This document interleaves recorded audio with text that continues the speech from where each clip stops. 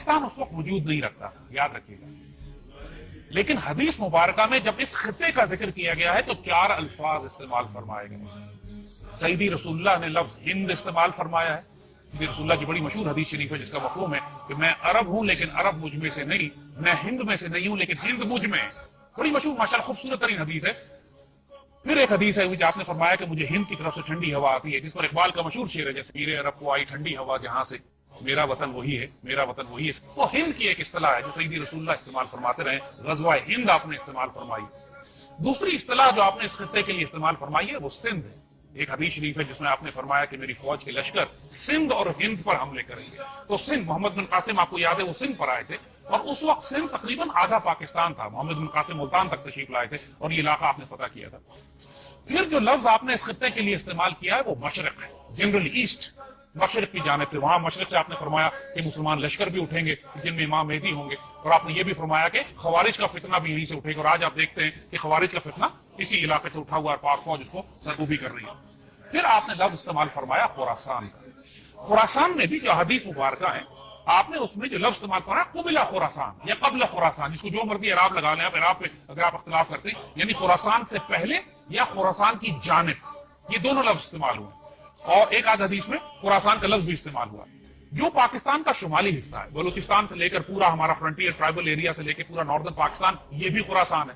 سو اگر آپ تینوں ڈیفینیشن لے لیں، ترجمہ لے لیں کہ خراسان لے لیں، خراسان کی جانب لے لیں، خراسان سے پہلے لے لیں، جو بھی ترجمہ آپ لیتے ہیں اس میں سارا شمالی پاکستان شامل ہو جاتا ہے. اور مشرق جب کہتے ہیں تب بھی پاکستان شامل ہوتا ہے، ہند جب کہتے ہیں تب بھی پاکستان شامل ہوتا ہے، کیونکہ ہند جو ہے اب تقسیم ہو کر مشرق ہند اور مسلم ہند میں تبدیل ہو گیا. سیدی رسول اللہ نے جنرل ڈائریکشن کی بات کی ہے، بات کیا خراسان کی جانب، پھر آپ نے فرمایا مشرق کی جانب، پھر آپ نے فرمایا ہند کی جانب.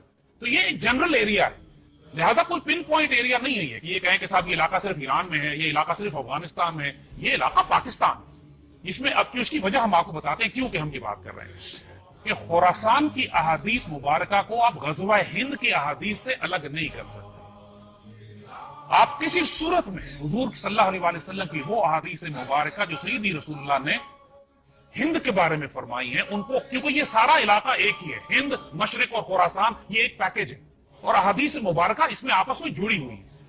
ہند کے بارے میں ایک بڑی مشہور حدیث ہے سیدی رسول اللہ نے جو فرمائی، ہم پڑھ کے سناتے ہیں. حضرت ابو ہریرہ رضی اللہ تعالیٰ عنہ سے روایت ہے کہ سیدی نے ہندوستان کا تذکرہ کیا اور فرمایا ضرور تمہارا ایک لشکر ہندوستان سے جنگ کرے گا اور اللہ ان مجاہدین کو فتح عطا فرمائے گا، حتیٰ کہ مجاہدین ان ہندو بادشاہوں کو بیڑیوں میں جکڑ کر لائیں گے اور اللہ اس عظیم جہاد کی برکت سے ان مجاہدین کی مغفرت فرمائے گا. پھر یہ مسلمان واپس پلٹیں گے تو عیسیٰ علیہ السلام کو شام میں پائیں گے. یہ نوٹ کیجئے گا، بڑی اہم بات ہے، اس لیے کہ خراسان والی حدیث میں بھی اس کا ذکر آتا ہے، لہذا ہم اس کو جوڑیں گے اس سے.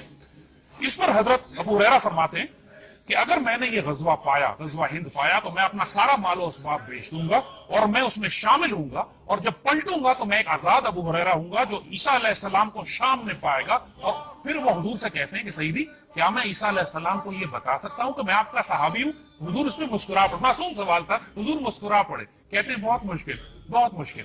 اب اس کو یاد رکھیے گا. دیکھیے ایک بات، سیدی رسول اللہ نے اس ایک حدیث میں پوری ملٹری اسٹریٹجی کلیئر کر دی ہے کہ آئندہ آنے والے وقتوں میں کیا ہونے والا.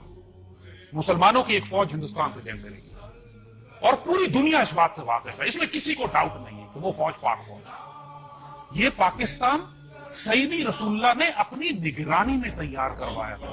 یہ بات ہم اس لیے بڑے اعتماد سے کہہ رہے ہیں کہ اس بات کو ڈیفائن کر کے، ڈسکس کر کے ہم 1000 دفعہ ختم کر چکے ہیں. قائد اعظم کو حضور کی زیارت ہوئی، حضور نے حکم دیا قائد اعظم کو کہ ہندوستان جاؤ، تم سے ڈیوٹی لینی ہے.